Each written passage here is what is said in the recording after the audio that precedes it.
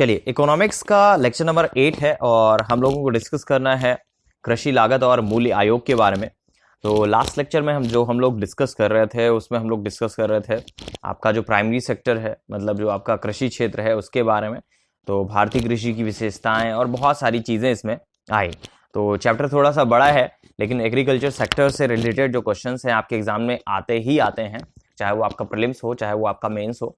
तो lecture number 8 है। तो अभी जो पहला टॉपिक है हमारा वो आपका है कृषि लागत और मूल्य आयोग से संबंधित। मतलब इंग्लिश में अगर बात की जाए तो for agriculture cost and price, CACP इसको इंग्लिश में बोलते हैं। तो इसके बारे में थोड़ी सी बातें पहले हम लोग कर लेते हैं और जो भी महत्वपूर्ण होगा वो हम लोग लिखने की कोशिश करेंगे। तो कृषि लागत और मूल्य आयोग के बारे में अगर हम लोग बात करें तो कृषि लागत और मूल्य आयोग जो है भारत सरकार के कृषि और किसान कल्याण मंत्रालय का एक संलग्न कार्यालय है। ये जो है आयोग जो है वो जनवरी 1965 के में अस्तित्व में आया था और कृषि उत्पादों से संतुलित और एकीकृत मूल्य संरचना तैयार करने के उद्देश्य से स्थापित किया गया था। तो इंपॉर्टेंट सबसे पहले क्या है कि कब स्टैब्लिश हुआ था? जनवरी 1965 में। अभी लिखा दूंगा, लिखने की जरूरत नहीं है। कृषि लागत और मूल्य आयोग जो है वो कृषि उत्पादों के न्यूनतम समर्थन मूल्य पर सलाह देता है और इस आयोग के द्वारा 24 कृषि फसलों के न्यूनतम समर्थन मूल्य जारी किए जाते हैं और इसके अतिरिक्त जो है गन्ने के लिए न्यूनतम समर्थन मूल्य की जगह उचित और लाभकारी मूल्य की घोषणा की जाती है। अब हेडिंग पहले डाल दीजिएगा, कृषि लागत और मूल्य आयोग। बहुत इंपॉर्टेंट है ये। देखिए, जितनी भी चीजें आपको, जितनी भी हेडिंग्स आपको लिखाई जाएंगी वो समझ लीजिएगा इंपॉर्टेंट होंगी आपके पेपर्स के लिए, तभी वो आपकी लिखाई ही जा रही हैं। और जब आप प्रॉपर रिवीजन करोगे तो बहुत आसानी से आपको कैप्चर हो जाएगा वो। हेडिंग लिखिएगा, कृषि लागत और मूल्य आयोग। यह आयोग जनवरी 1965 में, यह आयोग जनवरी 1965 में अस्तित्व में आया था। अस्तित्व में आया था। यह आयोग जनवरी 1965 में अस्तित्व में आया।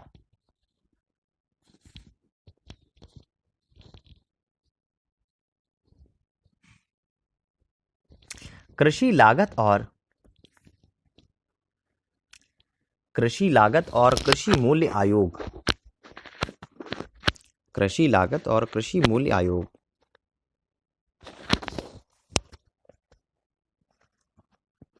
कृषि उत्पादों के न्यूनतम समर्थन मूल्य पर सलाह देता है। कृषि उत्पादों के न्यूनतम समर्थन मूल्य पर सलाह देता है।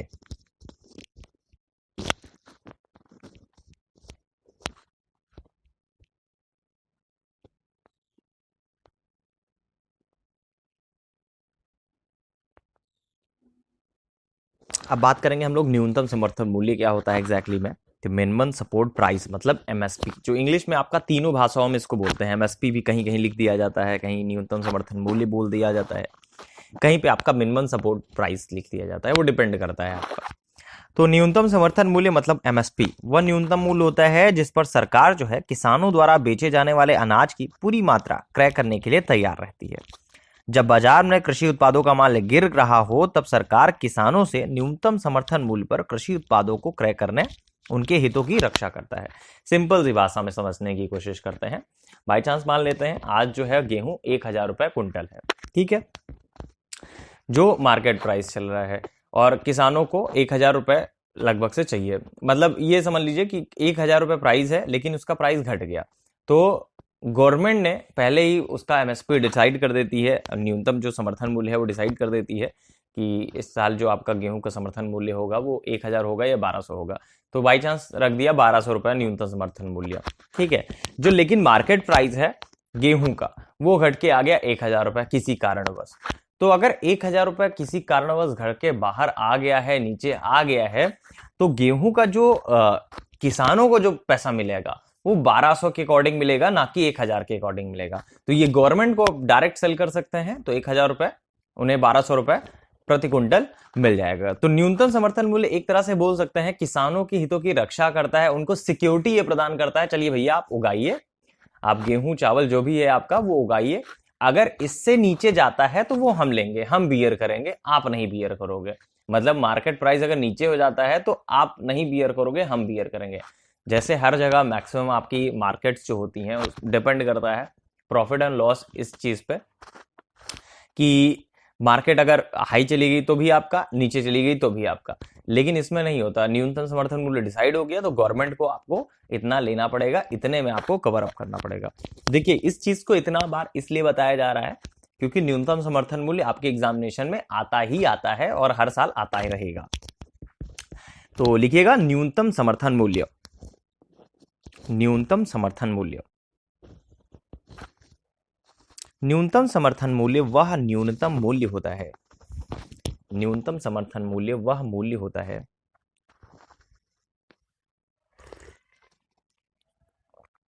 जिस पर सरकार किसानों द्वारा,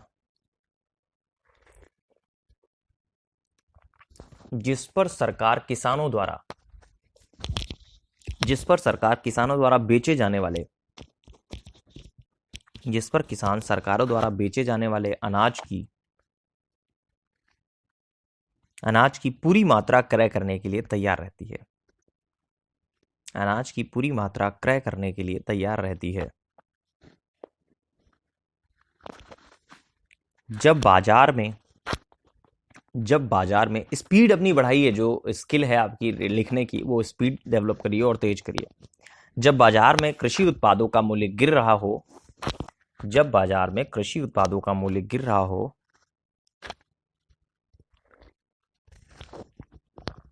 तब सरकार किसानों से,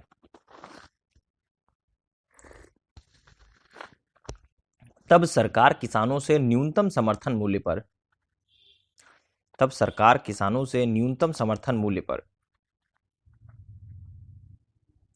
कृषि उत्पादों को क्रय कर, कृषि उत्पादों को क्रय कर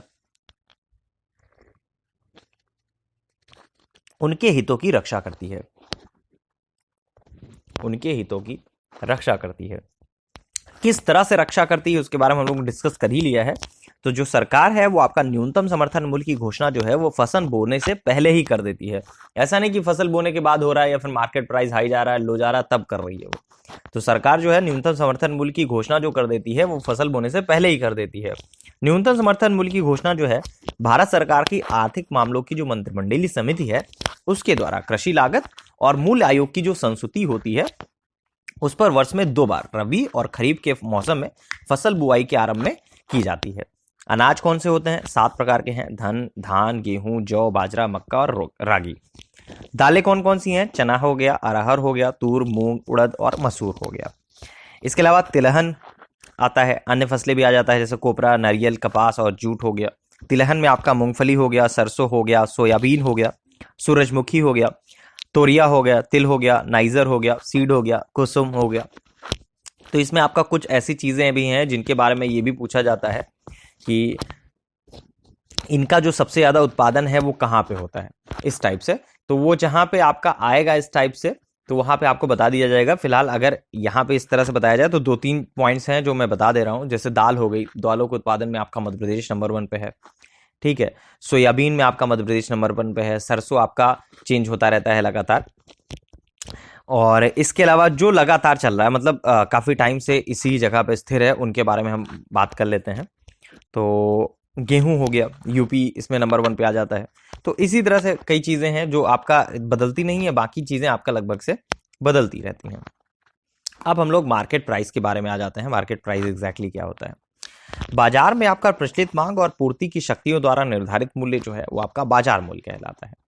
कृषि लागत और मूल्य आयोग द्वारा कृषि उत्पादों के मूल्य निर्धारण की जो विधि होती है, लागत माइनस उत्पादन प्रक्रिया में किया गया व्यय, मतलब कच्चा माल और अन्य वस्तुओं के रूप में, प्लस पट्टे पर ली गई भूमि पर दिया गया लगान, प्लस पारिवारिक श्रम का प्रत्यारोपित मूल्य, प्लस भूमि को छोड़कर जो पूंजी संपत्ति के मूल्य पर ब्याज है, उसके अलावा धारित मूल्य पर का लगान, किराया, और जिसे आपका कृषक जो है प्रबंधकीय पारिश्रमिक समझा जाता है। मुझे लग रहा है कुछ समझ में आया नहीं होगा।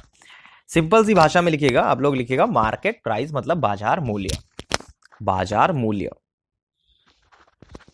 बाजार मूल्य बाजार में प्रचलित मांग और, बाजार में प्रचलित मांग और पूर्ति के बाजार में प्रचलित मांग और पूर्ति की शक्तियों द्वारा निर्धारित मूल्य, शक्तियों द्वारा निर्धारित मूल्य बाजार मूल्य कहलाता है। बाजार मूल्य कहलाता है। अब हम लोग बात करेंगे एग्रीकल्चर मार्केटिंग के बारे में, कृषि विपणन के बारे में। तो कृषि विपणन में उन सभी गतिविधियों, एजेंसियों और नीतियों को शामिल किया जाता है जिनके द्वारा कृषि उत्पादों को किसान के खेत से लेकर अंतिम उपभोक्ताओं तक पहुंचाया जाता है।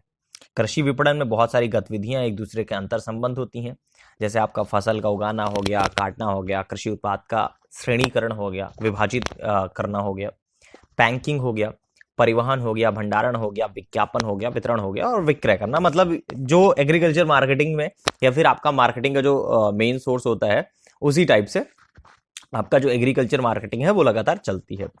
तो कृषि विपणन में उन सभी, मतलब एग्रीकल्चर मार्केटिंग में उन सभी गतिविधियों, एजेंसियों और नीतियों को शामिल किया जाता है जिनके द्वारा कृषि उत्पादों को किसान के खेत से लेकर अंतिम उपभोक्ताओं तक पहुंचाया जाता है।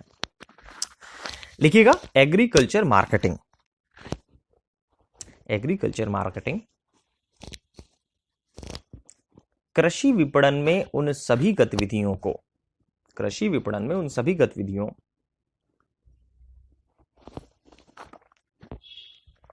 कृषि विपणन में उन सभी गतिविधियों, एजेंसियों और नीतियों को शामिल किया जाता है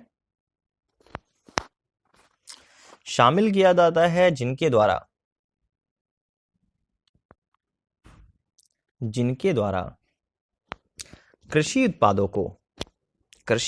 को किसानों के खेत से लेकर अंतिम उपभोक्ता तक पहुंचाया जाता है।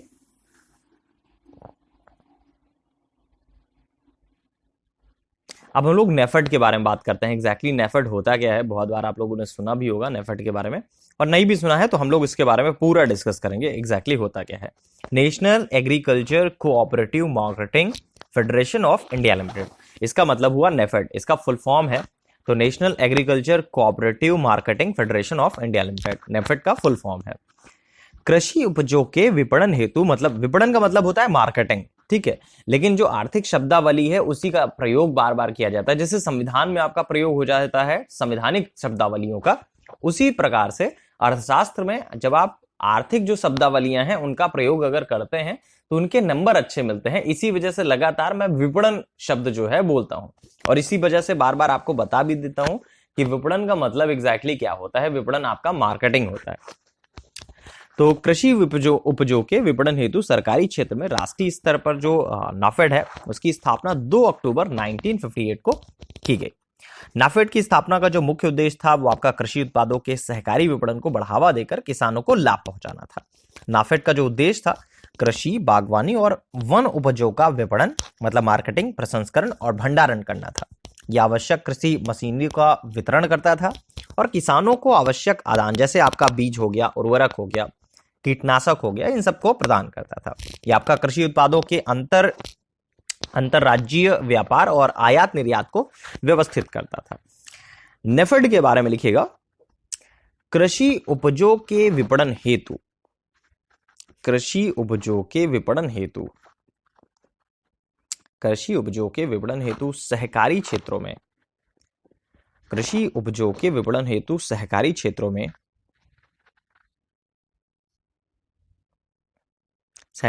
में राष्ट्रीय स्तर पर नाफेड की स्थापना, राष्ट्रीय स्तर पर नाफेड की स्थापना 2 अक्टूबर 1958 को की गई। 2 अक्टूबर 1958 को की गई।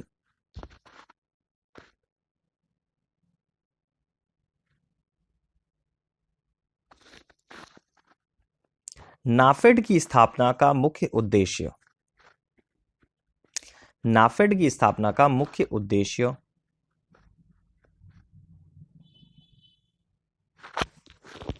नाफेड की स्थापना का मुख्य उद्देश्य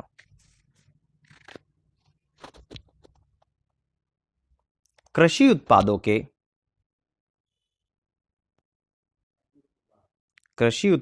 सहकारी विपणन को बढ़ावा देकर किसानों को लाभ पहुंचाना है। किसानों को लाभ पहुंचाना है।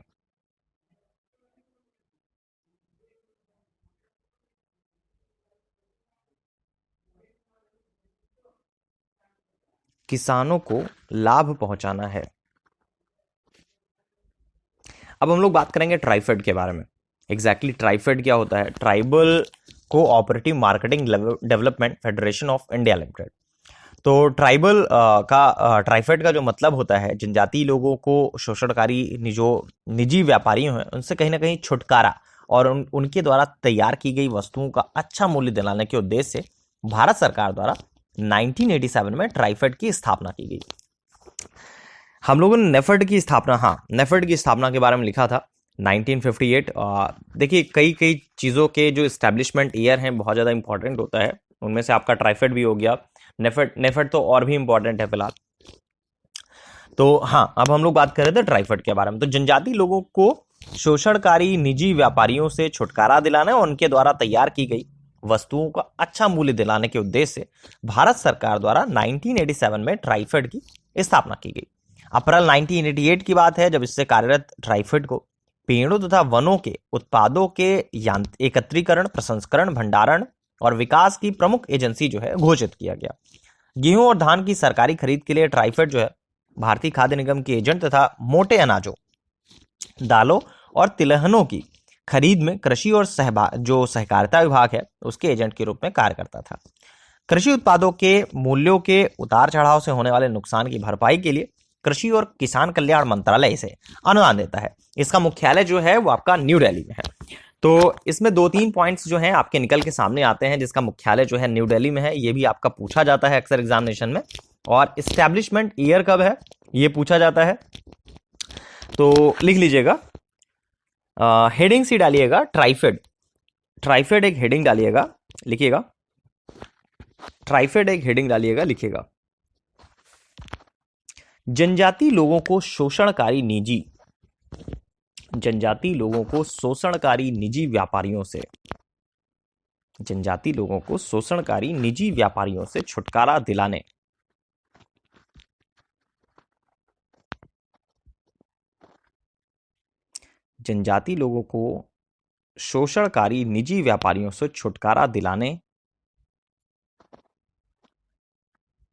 और उनके द्वारा तैयार की गई वस्तुओं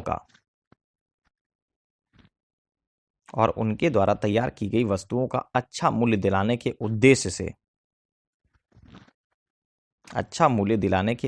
से भारत सरकार द्वारा 1987 में ट्राइफेड की स्थापना की गई। अब इंडियन जो एग्रीकल्चर है, कृषि विपणन है, तो उसमें सुधार के कुछ उपायों के बारे में हम लोग बात करें। कुछ फॉल्ट्स भी हैं आपका, जैसे आपका कृषि विपणन की जो कुछ व्यवस्थाएं हैं उनमें दोष भी हैं, कमियां भी हैं। जैसे किसानों का ऋण भार हो गया, दोषपूर्ण संग्रहण व्यवस्था हो गया, मतलब आपका जो संग्रहण करने की क्षमता है वो सही नहीं है। श्रेणी विभाजन का अभाव है और जो दड़ा प्रणाली है वो भी कहीं ना कहीं सही नहीं है। मध्यस्थों मतलब मीडिएटर्स की बहुत ज़्यादा संख्या है। बहुत अधिक शुल्क और प्रभार लगते हैं हर जगह पे। अल्पविकसित जो परिवहन व्यवस्था है, कहीं ना कहीं परिवहन व्यवस्था में भी बहुत ज़्यादा कमी है। मूल्य संबंधी सूचना का अभाव कहीं ना कहीं देखा जाता है।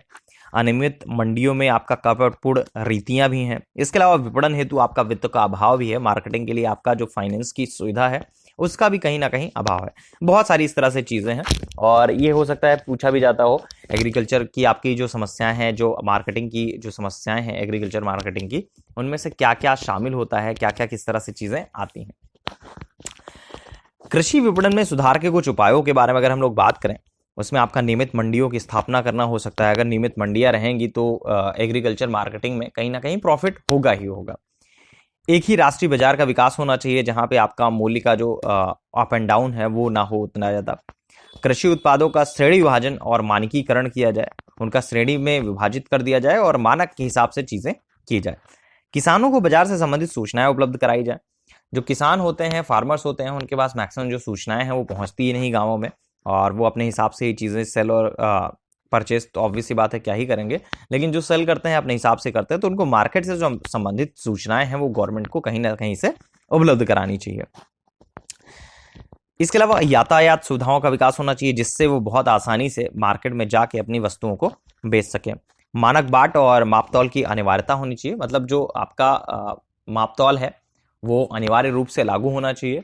उसमें कोई भी ऐसी चीजें नहीं होनी चाहिए कि कहीं कहीं ये हो जाता है गांव में, आप देखते होंगे कि बट्टा है नहीं और उसके बाद लगे पड़े हैं और अपने हिसाब से 1 किलो हो गया, इस टाइप से। तो मापतौल की जो है अनिवार्यता होनी चाहिए। कृषि उत्पादों के उचित भंडारण व्यवस्था का कहीं ना कहीं विकास होना चाहिए।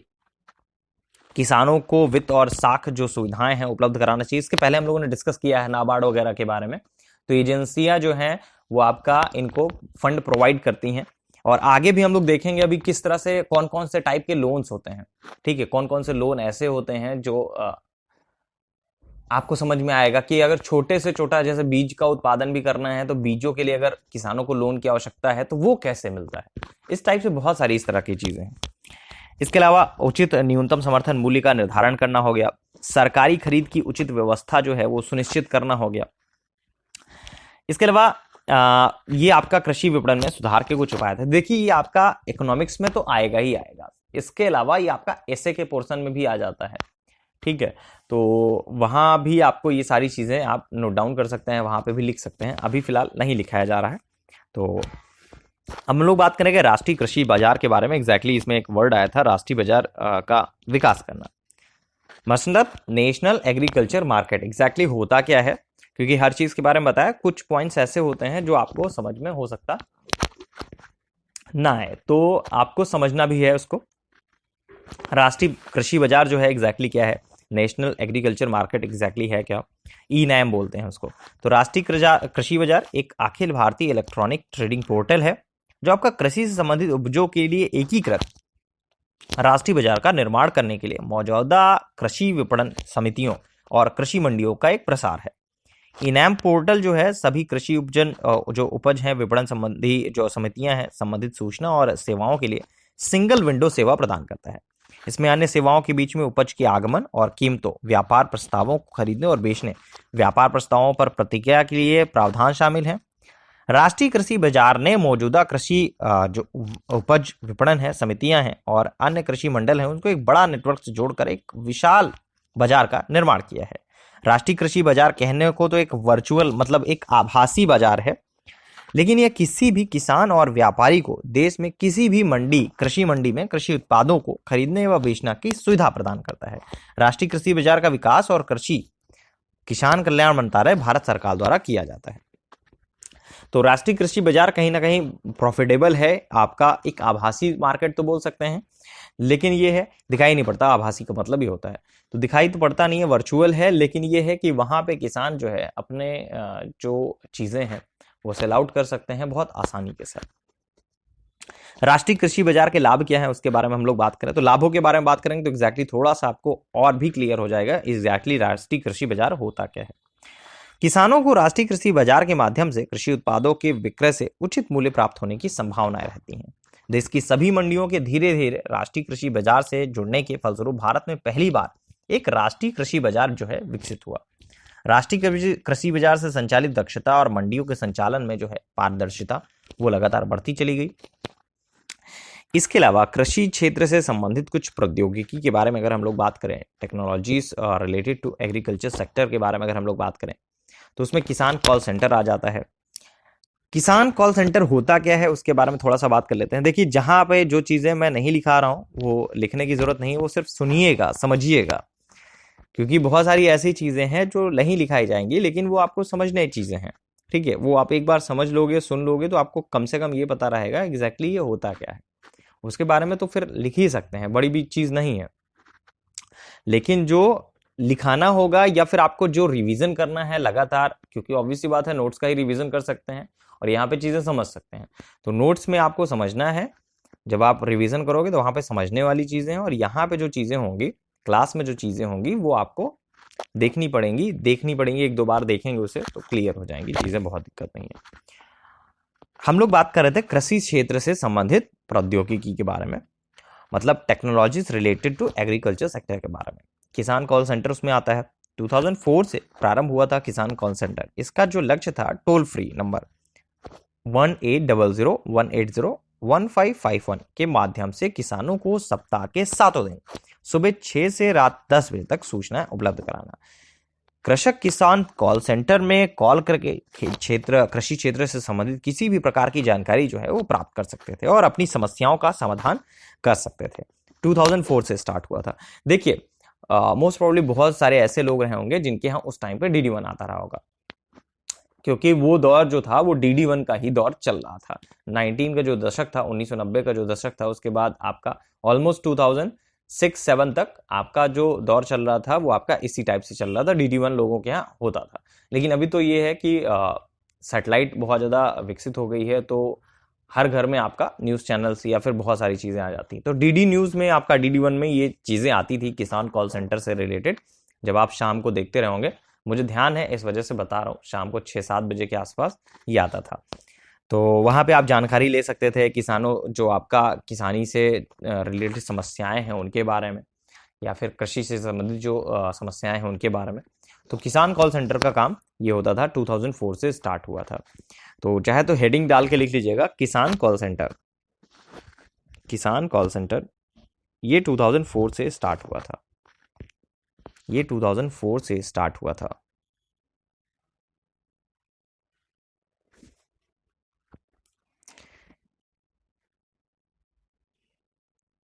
इसके द्वारा किसानों को सप्ताह के 7 दिन इसके द्वारा किसानों को सप्ताह के 7 दिन इसके द्वारा किसानों को सप्ताह के 7 दिन सुबह 6 बजे से रात 10 बजे तक सूचनाएं उपलब्ध कराई जाती थी।